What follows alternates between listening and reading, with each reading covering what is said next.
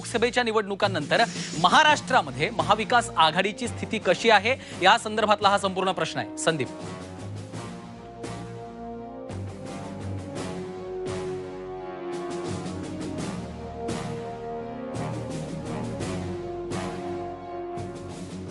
आपण बघतोय दुसरा प्रश्न, लोकसभा निवडणुकीनंतर महाराष्ट्रात महाविकास आघाडीची स्थिती कशी आहे, मजबूत झाली आहे का, या प्रश्नाचं उत्तर आपण बघूयात. मजबूत झाली असं म्हणतात 45%, कमकुवत झाली असं 35% म्हणतायत, तर सांगता येत नाही असं 20% म्हणतात. आपल्याला माहित आहे लोकसभेमध्ये महाविकास आघाडीनं काहीशी चांगली परिस्थिती, चांगला परफॉर्मन्स केला होता राज्यामध्ये. मजबूत झाली आहे असं 45% लोक म्हणतात, कमकुवत झाली असं 35%, तर सांगता येत नाही असं 20% लोकांचं मत आहे. आणि पुढचा प्रश्न घेऊयात आणि त्यानंतर तज्ञांचं आणि राजकीय प्रवक्त्यांचं, नेत्यांचं काय मत आहे हे जाणून घेऊया. श्रीकांत, पुढचा प्रश्न. निश्चितच संदीप, आपण बघितलं की लोकसभा निवडणुकीनंतर आता महाविकास आघाडीच्या परिस्थितीच्या संदर्भातला प्रश्न आपण बघितलाच आहे. मात्र महायुतीची जी संपूर्ण परिस्थिती राज्यातली लोकसभेच्या निवडणुकीनंतर कशा पद्धतीची राहिलेली आहे तो या संदर्भातला प्रश्न आहे. लोकसभा निवडणुकीनंतर महाराष्ट्रामध्ये महायुतीची जी आहे ती परिस्थिती कशी आहे संदीप?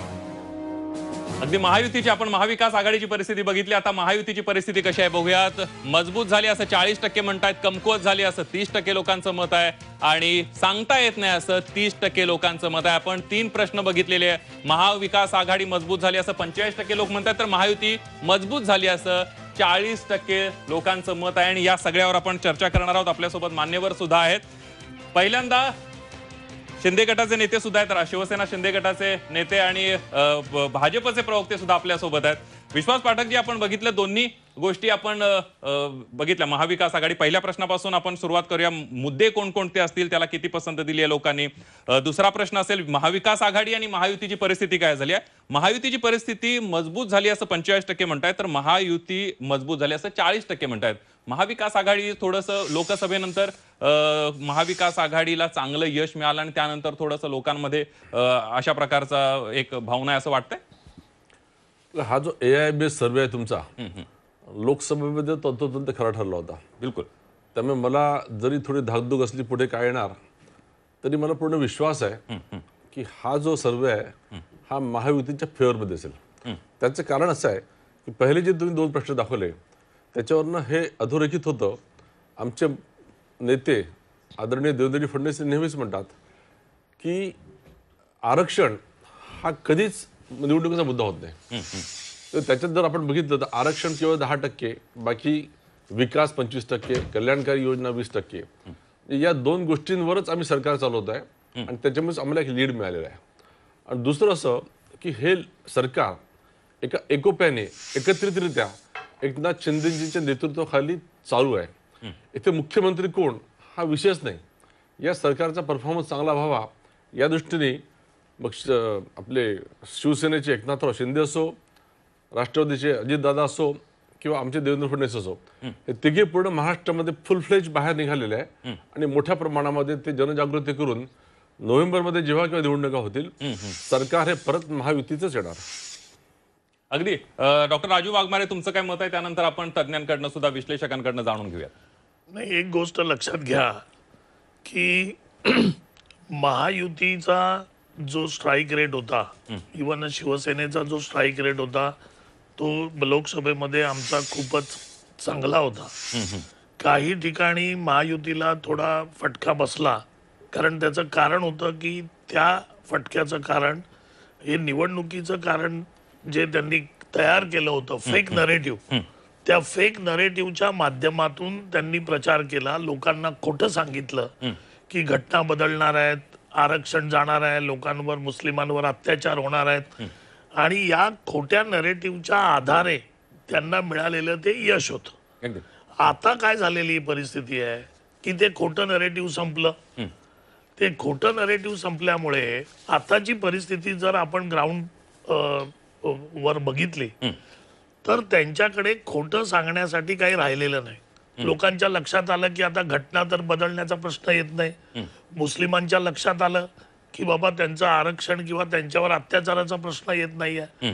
त्याच्यामुळे प्रगती जी आहे, जे तुमचा दुसरा प्रश्न सांगतो की या निवडणुकीतला महत्वाचा मुद्दा असणार आहे विकास आणि कल्याणकारी योजना.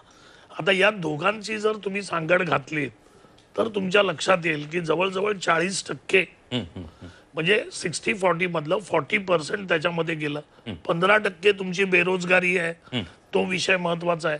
तर याचा जर तुम्ही विचार केला तर 60% जी कारणं लोकांना या निवडणुकीमध्ये महत्वाची वाटतात त्याच्यावर महायुतीने ऑलरेडी काम केलेलं आहे. विकास आम्ही केलाय, आम्ही बंद पडलेले प्रकल्प सुरू केले, आम्ही समृद्धी घेतलं, कोस्टल रोड घेतला, आम्ही विविध प्रकल्प सुरू केले, 121 सिंचनाचे प्रकल्प सुरू केले, आम्ही कल्याणकारी योजना आता मुख्यमंत्री बहीण लाडकी या योजना काढल्या. म्हणजे आम्ही 60% मध्ये 55 ते 60% आमचं काम इतकं पुढे गेलंय की आमच्या आजूबाजूला विरोधक फिरकू शकत नाहीयेत. त्याच्यामुळे जे बाकीचे 2 प्रश्न आहेत की महायुतीची स्थिती तर एकदम मजबूत आहे आणि राहिला प्रश्न महाविकास आघाडीचा. तर महाविकास आघाडीला सुरुवात करायची आहे की मुख्यमंत्री कोण होणार, सुरुवात करायची आहे प्रचाराचा प्रमुख कोण होणार, सुरुवात करायची आहे की आता कुठचं खोटं नरेटिव्ह घेऊन आम्ही जनतेसमोर येणार आहोत, कारण नरेटिव्ह संपलेलं आहे. अगदी राजू वाघमारेजी, तुम्ही जे मुद्दे मांडलेले आहेत किंवा पाठक सरांनी जे मुद्दे मांडलेले आहेत, ज्या पद्धतीनं आरक्षणाचा मुद्दा असेल किंवा फेक नॅरेटिव्हचा मुद्दा तुम्ही मांडला, हे प्रश्न सुद्धा पुढे येणार आहेत. आपल्यासोबत हेमलता पाटील सुद्धा आहेत, त्यांच्याकडून या 3 प्रश्नांबद्दल आपण जाणून घेऊया आणि मग समीरन सरांच्याकडून या सगळ्याचं विश्लेषण करणार आहोत. हेमलता पाटीलजी, आपण बघतोय आता 3 प्रश्न तुम्ही बघितलेले आहेत, काय मत आहे तुमचं काँग्रेसचं या सगळ्याकडे बघण्याचं?